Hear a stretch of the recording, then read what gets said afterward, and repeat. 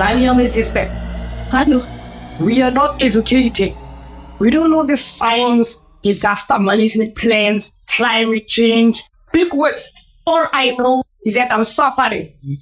We are all suffering. All I know right now is my reality. And my reality is painful. Beatrice, our reality is the climate change narrative. Yeah. Our way of life, what we do every day, how we interact, and the natural resources. All of it fits into climate change, Beatrice. And if you think you have lost your power in this situation, it is because you have given it away. Now, we need to mobilize the rest of the community members in the advocacy. We need to make the law of this country work for us.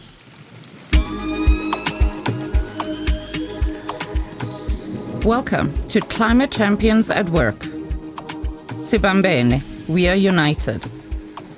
A 5-part podcast series sharing information, insights, and inspiration from the project, fostering inclusive growth through climate change champions. Implemented by Democracy Works Foundation, the project aims to support collaborative partnerships between community-based organizations, civil society organizations, local governments, and independent power producers. In line with the Just Transition framework, the aim of our work is to use opportunities presented by international mitigation efforts for social and economic development and local adaptation initiatives. In the Northern and Western Cape provinces, people are already severely affected by climate change, though it is often not framed as such. Floods, wildfires, droughts, and heat waves are some of the impacts communities are struggling with, on top of persistent development challenges. Since 2021, Democracy Works Foundation has worked closely with local communities and key stakeholders to learn from and build capacity around integrating climate change challenges into the local government and private sector planning and decision-making. This podcast series is dedicated to the loving memory of Chrissy Williams, a tireless advocate for community welfare and a devoted climate change champion. Sadly, Chrissy passed away shortly after recording her interview. Sibambene means we are united. This is a story about community-based climate change champions in the Northern and Western Cape. In today's episode, we take a closer look at the methods and techniques climate change champions used and some of the challenges and successes they experienced in creating awareness and action in their communities. Sophia Boyson from Katelopele Social Development Forum in Daniel Scale kicks off the conversation by pointing out that different generations require different communication approaches. When we are trying to convey this message of climate change, how do we do it? When you talk to your older people or elderly people who are more into indigenous things, but I think to them we can talk because there are more to things being done in the indigenous way, whereby they already create a way on saving the earth by planting, by gardening in an agriculture manner. But when you talk to the youngsters who are illiterate, how will we get a message to them? That's the other thing. And focus groups like the CWP, the workers that work direct in open spaces, how will we create them that cautious of be aware of climate change? How will we then convey the message? And then the other things that come to my mind is that involve all departments, private sectors. We are all contributors to climate change, but we are on the lower level are the most affected ones.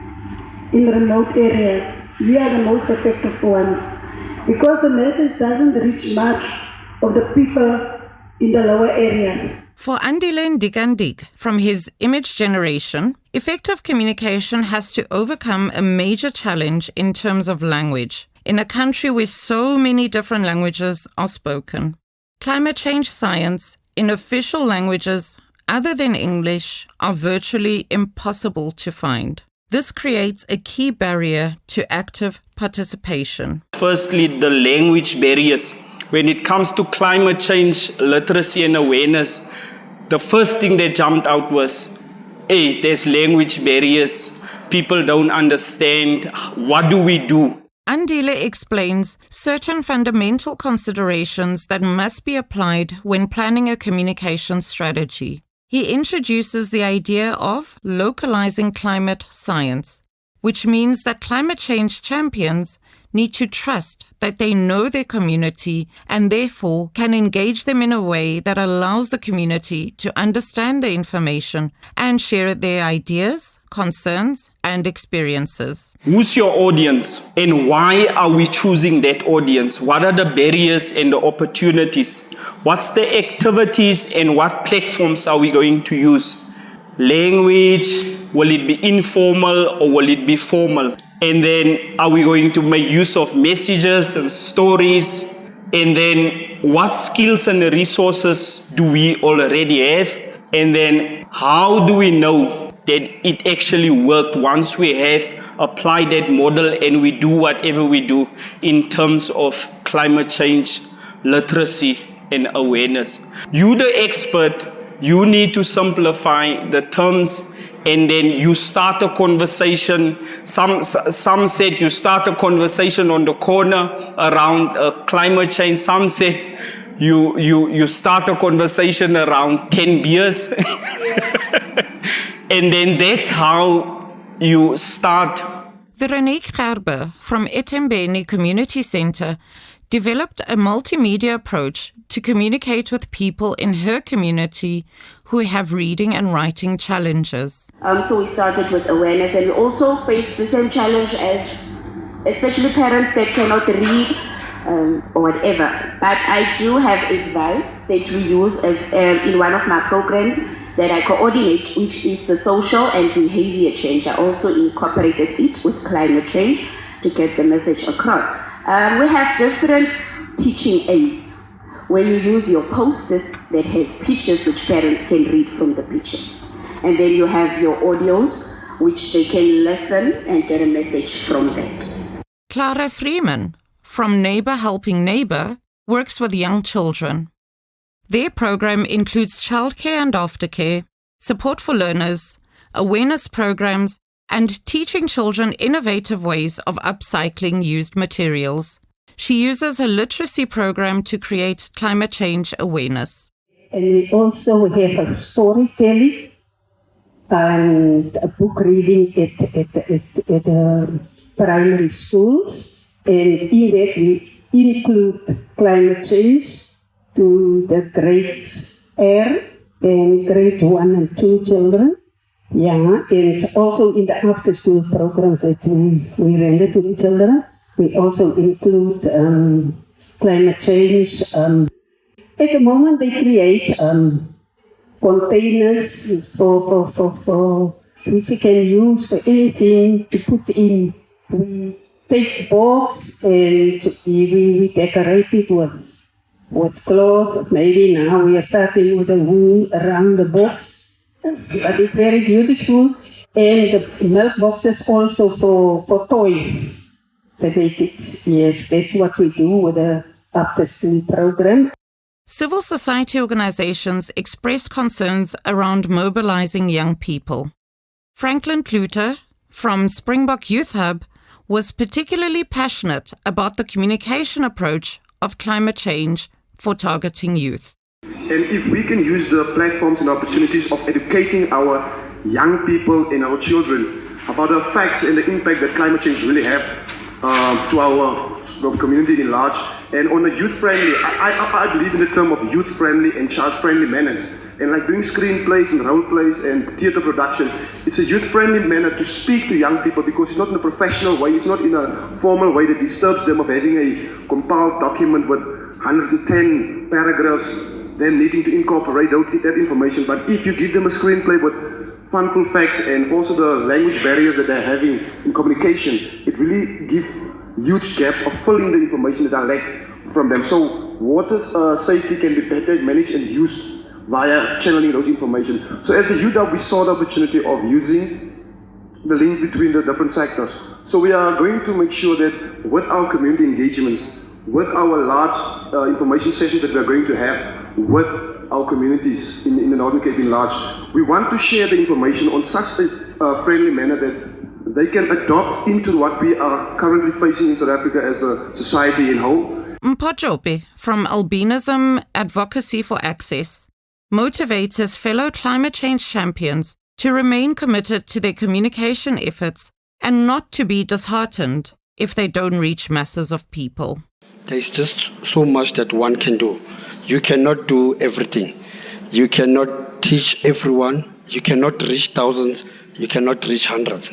But now, if you reach 3, 4 out of 100, you have done a difference. How?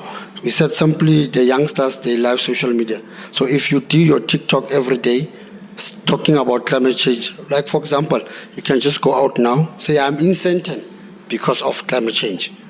People will start engaging with you, wanting to know more about your video. Then that's where to make your difference. You should go to a basic strategy. Delane Mahash from the Katelopele Youth Development Forum believes that the arts cut across various barriers, including literacy, language, and age.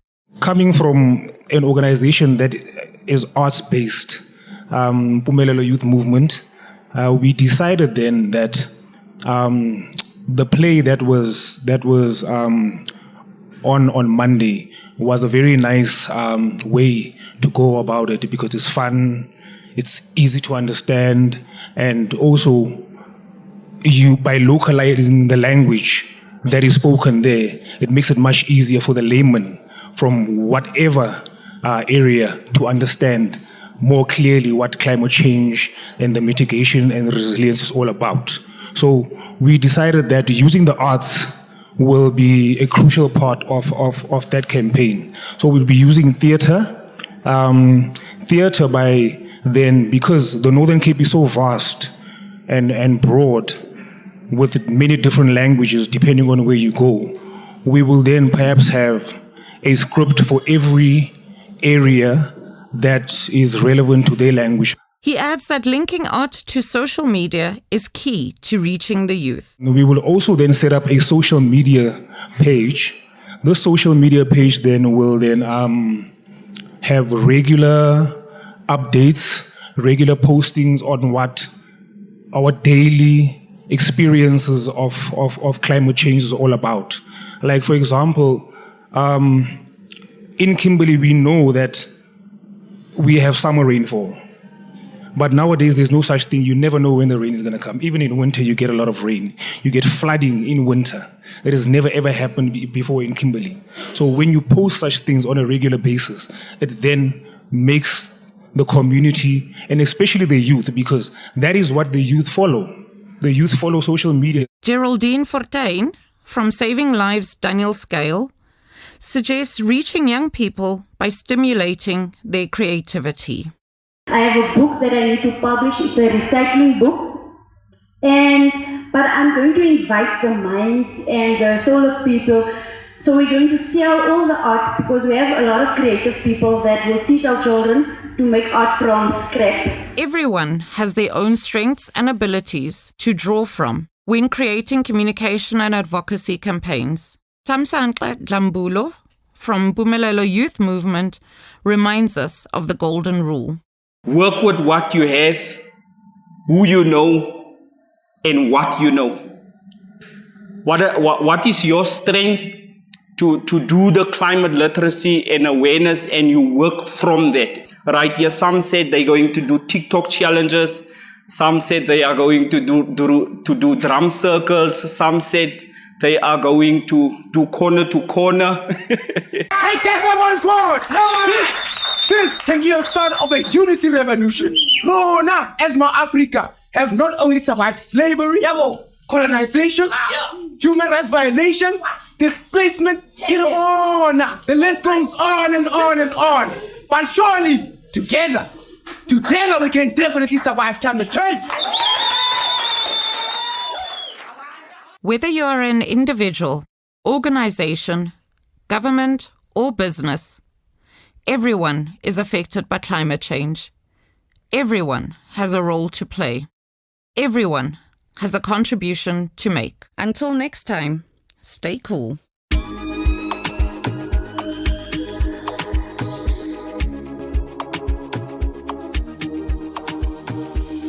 This podcast is brought to you by the Democracy Works Foundation with co-funding from the European Union. Its contents are the sole responsibility of Democracy Works Foundation and do not necessarily reflect the views of the European Union. For more information about climate change and how CSOs and local government officials can benefit from the just transition process, please visit www.democracyworksfoundation.org/FIGCCC.